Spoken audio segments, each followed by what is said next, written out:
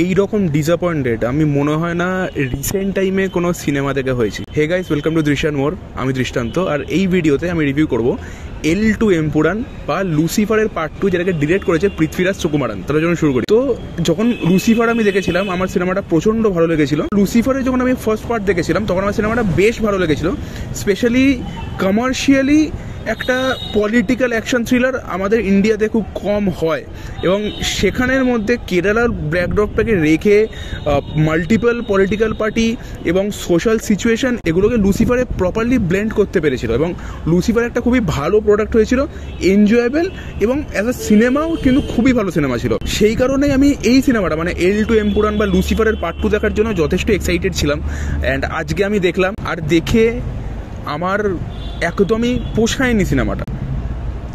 So সিনেমাটার যদি আমি পজিটিভ আর নেগেটিভের কথা বলি, স্টোরিটা কিছু বলবো না, কারণ স্টোরির যদি আমি ছোটো করেও বলতে যাই তাহলে একটা বহুত বড় স্পয়লার হয়ে যাবে, এবং সিনেমাতে প্রচুর প্লট আছে, প্রচুর সাব প্লট আছে। তো আমি স্টোরির দিকে আসবো না, আমি ডিরেক্ট আসছি পজিটিভ আর নেগেটিভে। তো সিনেমাটার পজিটিভ আর নেগেটিভ যদি আমি কথা বলি, তো পজিটিভ খুবই কম আছে।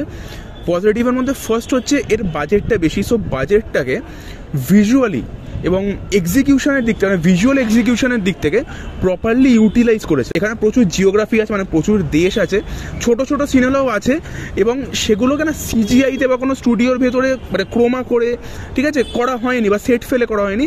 অ্যাকচুয়াল সেই জায়গায় গিয়ে রিয়েল লোকেশনে গিয়ে শ্যুট করা হয়েছে, এবং যে কারণেই ফিলটা খুব প্রিমিয়াম দেয়।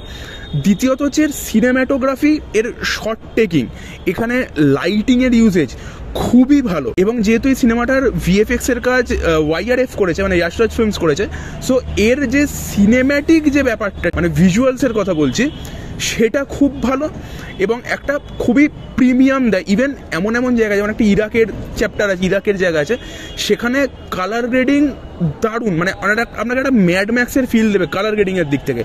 তো এর কালার গ্রেডিং, লাইটিং, এর সিনেম্যাটোগ্রাফি, এর যে গ্র্যান্ডনেসটা, সেটা এখানে প্রচণ্ড ভালোভাবে উঠে এসছে। যেখানে যেখানে পলিটিক্যাল মিটিংস হচ্ছে, সেখানে প্রচণ্ড পরিমাণে ভিড়, এবং এখানে পলিটিক্যাল পার্টিও বেড়েছে এই সিনেমাটার মধ্যে। তো সেগুলোকে খুবই ভালোভাবে দেখানো হয়েছে। দ্বিতীয়ত হচ্ছে মিউজিক। এই সিনেমার মিউজিক অ্যান্ড স্পেশালি বিজিএম খুবই ভালো।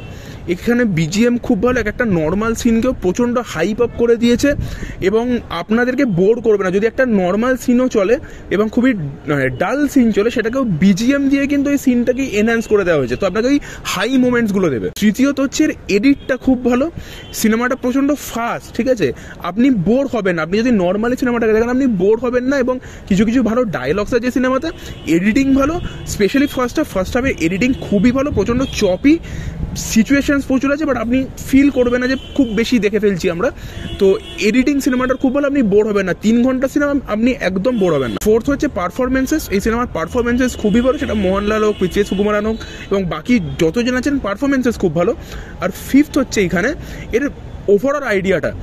এখানে যে বেসিক কনসেপ্টটা সিনেমাটার, সেটা বর্তমান মানে শুধু কেরালা নয়, এখানে বর্তমান ইন্ডিয়ার বা আমাদের নিজেদের রাজ্য, এখানকার যে current political and social situation, সেটাকেই এখানে নেওয়া হয়েছে, এবং প্রচণ্ড অ্যাপ্রোপ্রিয়েট আজকের ডেটে। এখানে যে অল ওভার যে কনসেপ্টটা খুব ভালো, বাট সেটাকে কীভাবে দেখাতে পেরেছে না পেরেছে, সেটার ওপর আমি এবারে আসবো। তো এবার আমি আসবো নেগেটিভ পয়েন্টে। নেগেটিভ পয়েন্টের মধ্যে ফার্স্টেই যেটা আসছে, এখানে লুসিফার 1-এর পুরো যে ফিলটা, ঠিক আছে, ওটাকেই মেরে দেওয়া হয়েছে। লুসিফার 1-এর ফার্স্ট যে পয়েন্টটা ছিল, বা ফার্স্ট যে জিনিসটা ছিল, এলিমেন্টটা ছিল, সেটা হচ্ছে সোশিও পলিটিক্যাল এলিমেন্টটা। এখানে সেটাকেই মেরে দেওয়া হয়েছে। এখানে পলিটিক্যাল বক্তব্য তো আছে, কিন্তু সেটাকে দেখায়নি ভালো করে। পলিটিক্যাল যে টোটাল চ্যাপ্টারটা, ওখানে যে এতগুলো ক্যারেক্টার্স, ওই ব্যাপারটাকেই মেরে দিয়েছে। পলিটিক্যাল পুরো যে প্রপার চ্যাপ্টারটা, সেটা নেই, ওটা একটা সাবপ্লট হয়ে গেছে। দ্বিতীয়ত, এখানে প্রচুর প্লটস অ্যান্ড সাবপ্লটস আছে, স্পেশালি একটা যে ফরেনের যে প্লটটা, যেখানে স্পাইসরা আসবে, ইউকের এজেন্সি আসবে, ওই যে টোটাল সাবপ্লটটা, ওটা আনা তো হয়েছে, আপনার প্রথম দেখতেও ভালো লাগবে, বাট ওটাকে যখন শেষ করবে, আপনার মনে হয় একটা ক্যারেক্টারে জাস্ট একটা গ্রেটনেস দেখানোর জন্য এই প্লটটাকে ঢোকানো হয়েছে।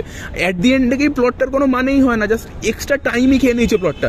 তো এরকম প্রচুর সাবপ্লট আছে, যেগুলো এই সিনেমার কোনো কাজই নেই।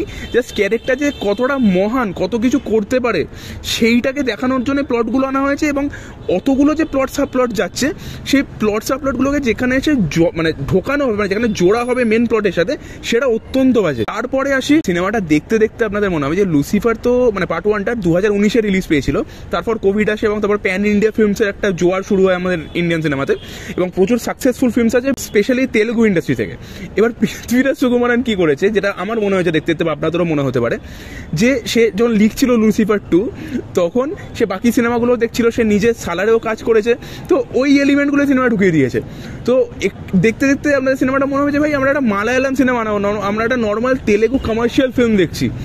মেন লুসিফারের অ্যাঙ্গেলগুলোকে লিটারালি সরিয়ে দিয়ে Telugu cinema, Tamil cinema, Kannada cinema থেকে প্রচুর পয়েন্টস এখানে তোলা হয়েছে বা প্রচুর এলিমেন্টস এখানে নেওয়া হয়েছে। ইভেন এমনও জায়গা আছে, স্পেশালি মোহনলালের ক্যারেক্টারটা যেখানে যেখানে আসে, আপনাদেরকে স্ট্রেট মনে হবে কেজিএফ চ্যাপ্টার 2 থেকে এখানে এলিমেন্ট ঢুকিয়ে দিয়েছে বা স্টাইলাইজেশন ঢুকিয়ে দিয়েছে। একটা লোকের একটা সিনেমাতে 7 থেকে 8 বার এন্ট্রি, এত এন্ট্রি বালায়ার সিনেমাতেও হয় না। এমনকি এই যে এত সাবপ্লটগুলো আসছে, সেখানে মোহনলালকেই এতবার করে একটাই সিন দেখাচ্ছে। ইভেন ধরুন একটা গুলি চলছে, সেটার ইম্প্যাক্ট প্রায় 5 মিনিট ধরে চলছে বা 1 মিনিট 2 মিনিট ধরে চলছে। তো মনে হয় যে একটা সিন হচ্ছে তো হয়েই যাচ্ছে, শেষ আর হচ্ছে না, আপনি বোর হবেন না, একদমই তাই, বাট হচ্ছে তো হয়ে যাচ্ছে ভাই, এগোচ্ছেই না, মানে এরকম মনে হয় যে অযথা টাইমটা নষ্ট করা হয়েছে। তার সাথে এই সিনেমায় আর একটা এলিমেন্ট ঢোকানো হয়েছে, যেটা হচ্ছে রিভেঞ্জ।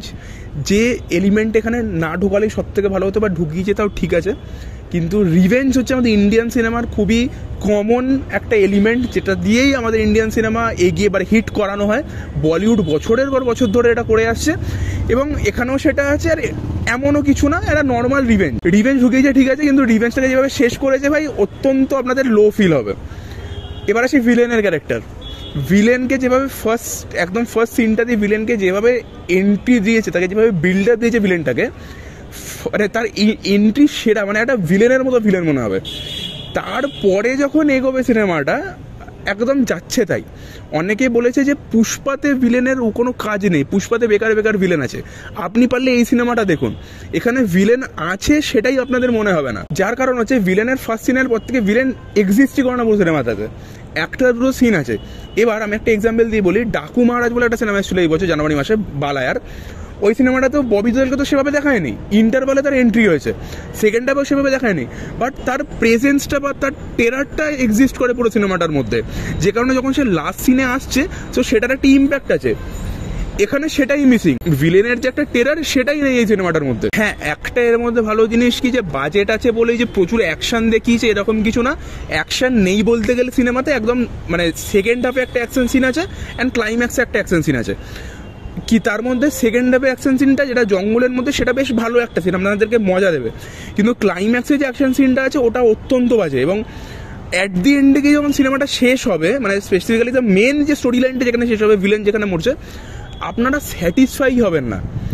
লুসিফার 1 দেখুন, যখন বিবেক ওবেরয় ওখানে মরছে, আপনাদের একটা স্যাটিসফ্যাকশন আসবে, সেইটা এই সিনেমাতে নেই, কোনো স্যাটিসফ্যাকশনে নেই এই সিনেমাটা যখন শেষ হচ্ছে বা ভিলেন মারা যাচ্ছে।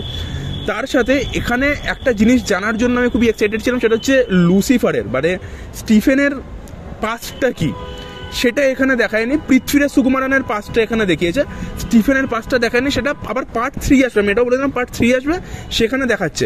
যদিও পৃথ্বীরাজ সুকুমারন বলেছিল যে সে একটা ট্রিলজি বানাচ্ছে, তো এটার পার্ট 3 আসবে, সেখানে স্টিফেনের যে পাস্টটা সেটা দেখা যায়, সে টোটাল ওই 23 বছর বা 20 বছর ধরে কি করছিল। L2 এমপুরান ইজ আ মানে নর্মাল কমার্শিয়াল ফিল্ম, নর্মাল একটা কমার্শিয়াল ফিল্ম, টাইম পাসের জন্য যদি আপনারা দেখেন তাহলে ঠিক আছে। এবং তার সাথে যদি মাথা থেকে এটা সরিয়ে দেন যে এটা লুসিফারের রিমেক, লুসিফারকে যদি আপনি মাথার মধ্যে স্টিক করিয়ে রাখেন, তাহলে এই সিনেমাটা একদম ভালো লাগবে না।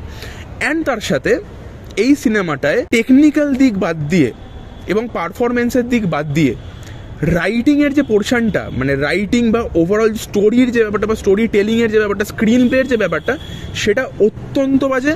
এটা একটা নর্মাল রুটিন গল্প হয়ে গেছে। লুসিফারের সেকেন্ড পার্ট একদমই মনে হবে না, জাস্ট একটা হাই বাজেট তেলেগু সিনেমা আপনাদের মনে হবে, মালায়ালাম সিনেমাও মনে হবে না। অ্যান্ড একটা যে অরিজিনাল লুসিফারের মধ্যে যে পলিটিক্যাল যে ব্যাপারটা ছিল, সেটাও এখানে নেই, ওটাও জাস্ট একটা ছোট্ট সাবপ্লট হিসেবে এখানে আছে, দ্যাটস ইট। আমার রেটিংয়ে সিনেমাটাকে 6 আউট অফ 10। আপনারা যদি সিনেমাটা দেখে থাকেন, কেমন লাগলো সেটা আমাকে অবশ্যই জানাবেন কমেন্ট বক্সে।